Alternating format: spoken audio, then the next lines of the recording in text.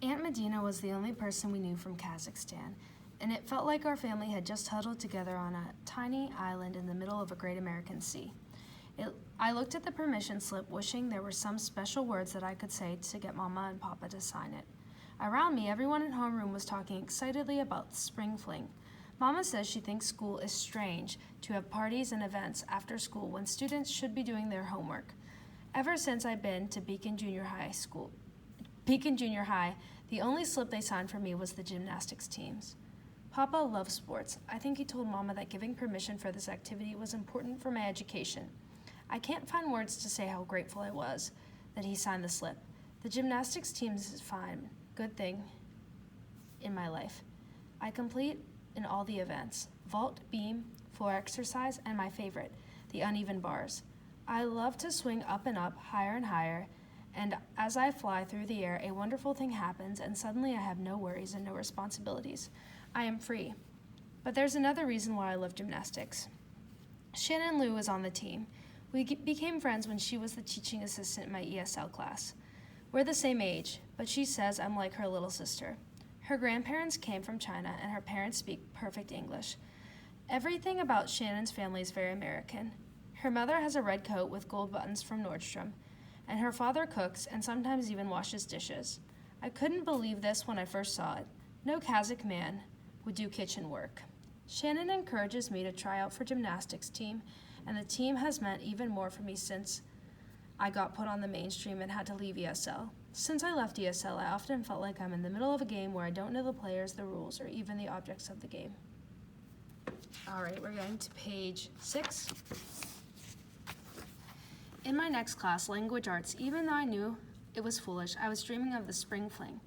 I really like language arts. Mrs. Coe, our teacher, is also the gymnastics coach, and there's a guy in this class, Daniel Klein, who was my partner for a research project last semester. He encouraged me to talk and listen to what I had to say. He's also a very handsome guy, and I always look forward to his class so I can see him. I was trying to think of some ideas to convince Mama and Papa to give permission, and also sneaking glances at Daniel Klein when Mr. Walsh, the vice principal, came into our class. He whispered something to Ms. Coe, and she nodded, and then I was stunned because I nodded and pointed to me. Maya, you're wanted in the office, said Ms. Coe. You can go now with Mr. Walsh. My fingers tingled with fear. What's wrong? What had I done? Mr. Walsh only comes for people when there's trouble. Like a robot, I gathered my books and followed Mr. Walsh. As he closed the classroom door behind us, my heart began to bang, and I felt like I needed to go to the bathroom. In the hallway, he told me Ms. Johnson, the school counselor, wanted to speak with me. What's wrong? My voice came out as a whisper. I felt such terror I could barely speak. What's that? Mr. Walsh couldn't hear my whisper. What is wrong? I tried to speak more loudly. She didn't say. She just asked me to find you since I was heading down the hallway anyway. I suddenly remembered Sunstar Sisabath, who was in my ESL class last year. Her family came from Cambodia, and on her first day at Beacon, she was in the wrong line from the lunchroom.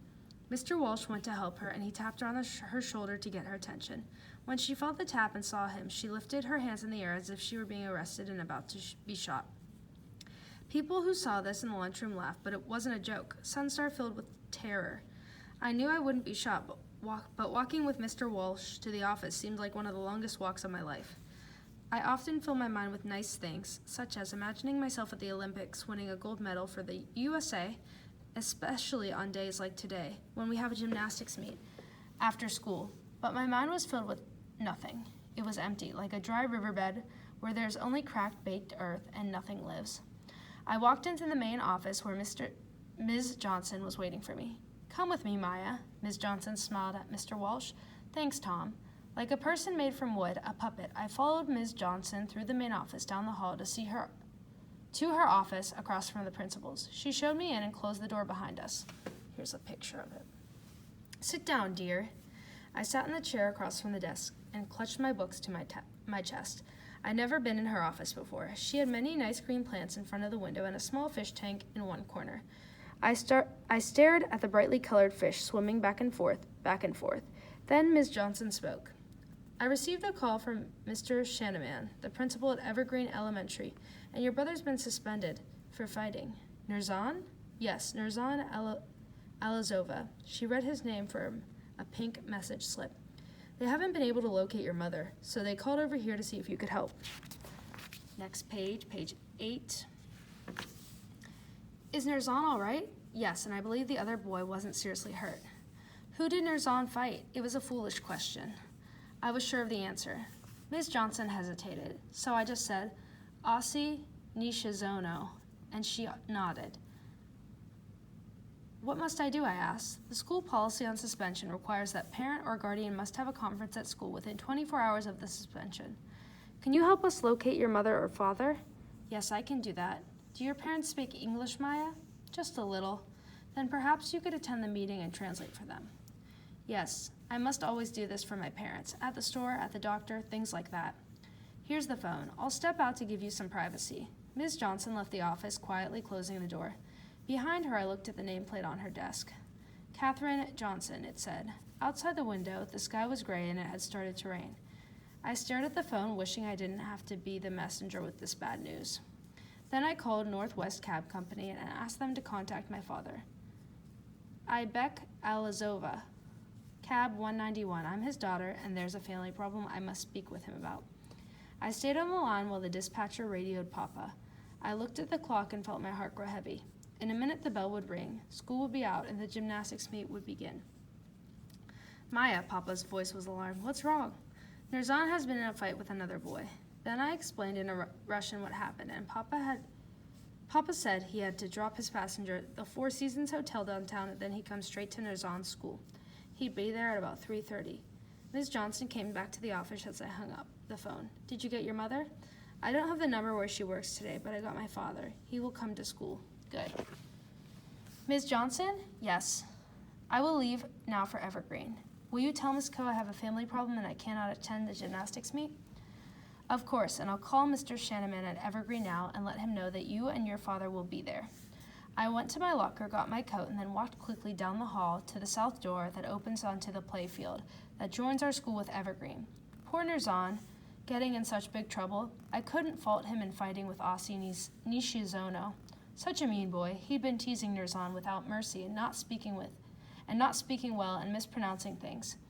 I hoped Nurzan had to give him a hard punch. But why did he have to make this fight today? I felt angry that I had to miss the meet because of Nurzan. Would Ms. Coe still want me on the team? Would she think I wasn't reliable? But as I neared Nurzan's school, my old school, I only worried about Papa. Even though he didn't shout at me on the phone, that didn't mean he wasn't angry. He had a person in his cab and the dispatcher might be hearing us. Probably the dispatcher didn't know Russian, but Papa wouldn't show his anger in the cab anyway. But Papa could be very, very angry, not just with Nurzan, but with me too. He and Mama think it's my duty to watch out for Nurzan and keep him out of trouble. As I walked up the door, Mr. Zabornik, the custodian, waved to me. He was picking up papers and litter around the bushes next to the front walk. It was still raining lightly, and Mr. Zabornik's wet gray hair was pasted against his forehead. Hi, Maya. Hello, Mr. Zabornik. Hear about your brother, I suppose. How did you know? I was fixing the drain pipe when it happened. He pointed to the corner of the building by the edge of the playfield. That kid Aussie Nishizono was teasing Nurzan something fierce, telling him that he could never be a real American, making fun of the way he talked. He bent down and picked up a candy wrapper. Reminded me of how this bully used to treat me and my family. When my family came after the revolution. All right, next page is going to be page 10. Oh, I think Mr. Zabornik could tell I didn't know what the revolution was. The Hungarian Revolution in 1956, he looked over the playfield and folded his arms across his chest. Guess some things never change. Nurzan's going to be suspended. Sorry to hear that. Of course, the school can't allow fights, and this was no scuffle. But I can see how your brother lost his temper. Then he went back to picking up the litter. Good luck. Thank you, Mr. Zabornik. I went to the front office where Ms. Elo, the head secretary, spoke to me in a very kind way. Maya, Mr. Shanaman is waiting for you in his office. You can go right in. Mr. Shanaman was behind his big desk, and Nurzan was sitting up in a chair in the corner. He looked like a rabbit caught in a trap. He had scrapes on his hands and on his cheek, and his eyes were puffed up. I couldn't tell if that was from crying or being hit. I understand your father will be coming. Is that right, Maya? I nodded. Just take a seat by your brother. Mrs. Elo will bring your father in when he gets here." Then Mr. Shanaman read some of the papers on his desk and sat down next to Nurzan and spoke quietly to him in Russian. "Nichivo, Nurzan. Ya vas ni vinu." "It's okay, Nurzan. I don't blame you," is what I said. Nurzan's eyes were wet with tears as he nodded to me. I stared out the principal's window. Across the street, the bare branches of the trees were black against the cement gray sky. The rain came down in a steady drizzle, and after a few minutes, I saw Papa's cab turn the corner. His cab was green and the color of a lime, and he always washes and shines it. I watched Papa park and get out of the cab. His shoulders were very broad underneath his brown leather jacket, and Papa has a powerful walk, like a large, strong horse that plows the field. He walked briskly as he came up the steps to the school and removed his driver's cap. It seemed like 1,000 years, but it was only a minute before Mrs. Elo brought Papa back into the office. Nurzan and I stood up when he entered, but he didn't look at us, only at Mr. Shanaman, who shook hands with him and motioned for him to have a seat. Papa sat across the desk from Mr. Shanaman and placed his driver's cap in his lap. "We have asked Maya to translate, Mr. Alizova." "Yes," Papa nodded. When he heard my name, he understood what Mr. Shanaman meant. "Your son, Nurzan, was involved in quite a nasty fight." Papa looked at me, and I saw him in Russian. Nurzan was in a little fight. It seemed like 1,000 years, but it was only a minute before Ms. Elo brought Papa into the office. Mr. Shanaman continued. "The other boy, Ossie Nishizono, needed 2 stitches at the hospital. Was a little hurt," I told Papa. Nurzan's eyes became wide as he listened to my translation. "We have a policy that anyone who fights must be suspended from school. Both boys will receive a 2-day suspension. The other boy, who is very bad," I translated for Papa, "is not allowed to come to school for 2 days, and his parents must punish him. Nurzan must stay home too, but he should not be punished so much." Papa nodded. Then Mr. Shanaman said, "We've been told the other boy was teasing your son.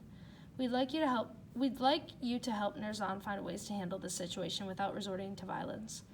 We're working with the other boy to help him show respect for all students." So now we're on page 12. I looked at Papa and translated. "The other boy was teasing Nurzan in a violent manner. This boy will be punished and must learn to respect all students. We understand how Nurzan became angry, and we just asked you to punish him by not allowing him to watch television." "Yes, I will punish my son as you suggest," Papa said in Russian. I looked at Mr. Shanaman. "My father says he will teach Nurzan not to fight by giving him a very serious punishment." "We are glad you understand the serious nature of the situation," Mr. Shanaman said. Then I told Papa in Russian the exact words of Mr. Shanaman. Mr. Shanaman held out a form to the clipboard. "We require you sign this to show that we've discussed the suspension and that you'll keep Nurzan at home until Monday." Again, I told Papa exactly what Mr. Shanaman had said, and Papa signed the form. We said nothing as we left the school and followed Papa to his cab. Nurzan and I sat in the book, not daring to speak. There was a small rip in the leather of the seat, and I poked my finger in it. The cab smelled of perfume. Maybe Papa's last ride was a lady who wore it a lot. It smelled like some kind of flower, but I couldn't name it. I wished so much that I was in a beautiful meadow right now, surrounded by the sweet-smelling flowers lying in soft grass looking up at the clouds. I tried to calm myself by thinking about this meadow, but I just kept feeling scared. Scared Papa might somehow find out I'd changed what Mr. Shanaman had said. Maybe I should have felt bad about changing Mr. Shanaman's words, but I didn't. I only felt afraid. I don't mean I think changing words like that is okay. I have to admit it, it's sort of like telling lies. But I think maybe some lies are okay, like in a play we read last semester about Anne Frank, and how people who were hiding her family lied and said no one was in the attic when they really were. They lied to save Anne's family from the Nazis. Maybe I wasn't saving Nurzan from death, but I was sure scared to death of what Papa might have done if I hadn't changed the words. I stared at the back of Papa's thick neck. It was very red, and he drove in silence until he pulled up into the front of our building. Papa shut off the engine, and then he put his arm across the top of the seat and turned his face to us, craning his neck. Now we're on page 13. His dark eyes narrowed, and his voice was severe. "I am ashamed of this, to come to this school and find you in trouble, Nurzan. This does not seem like much punishment to me. This is no watching television. You will go to bed tonight without dinner." He clenched his teeth. I have lost money today because of you, and Maya, you must keep your brother out of trouble." Then he waved us away furiously, like shooing away bugs. "Go, now." We went into the house, and Nurzan marched straight to the table in the kitchen with his books. He seemed to be in such a hurry to do his work, he didn't even take off his jacket. "Take off your jacket and hang it up, Nurzan." "Okay." I began peeling the potatoes for dinner while Nurzan hung up his jacket. Then he sat back down at the table. "Maya, don't talk, do your work, but I missed the gymnastics meet because of you." "Watch the knife." Nurzan looked scared. I glanced at my hand. I was holding the knife and I had been waving it without realizing it. "I wasn't going to stab you, stupid boy." "I was only going to say thank you," Nurzan looked glumly at his book. I went back to peeling the potatoes. I'd had enough of him and his troubles. "For changing what Mr. Shanneman said when you told Papa," he said in a timid voice, like a little chick peeping. "It's okay, Nurzan," I sighed. "Just do your work." A few minutes before 6, we heard Mama get home. She came straight to the kitchen, and when we saw Nurzan sitting there doing his work, a smile came over her tired face. "Oh, what a good boy doing his work." "Not so good, Mama. Nurzan got in trouble." I didn't mind having to tell her this bad news too much, not like when I had to call Papa. Then I explained about fighting and how Papa had to come to the school. "Oh, my poor little one," Mama rushed to Nurzan and examined his hands. Tenderly, she touched his face where it had been cut, and then she turned sharply towards me. "Maya, how could you let this happen?" Now we're on page 14. Me, I wasn't even there. On the bus when this boy had been so bad to Nurzan. "You must make this boy stop." "No, Mama," Nurzan explained. "He would tease me more if my sister spoke for me. I don't understand this. In Kazakhstan, if someone insults you, they have insulted everyone in the family, and everyone must respond. It's different here, Mama." Mama looked sad. She sighed deeply. Then the photo rang, and she told me to answer it. Mama always wants me to answer because she's shy about speaking English.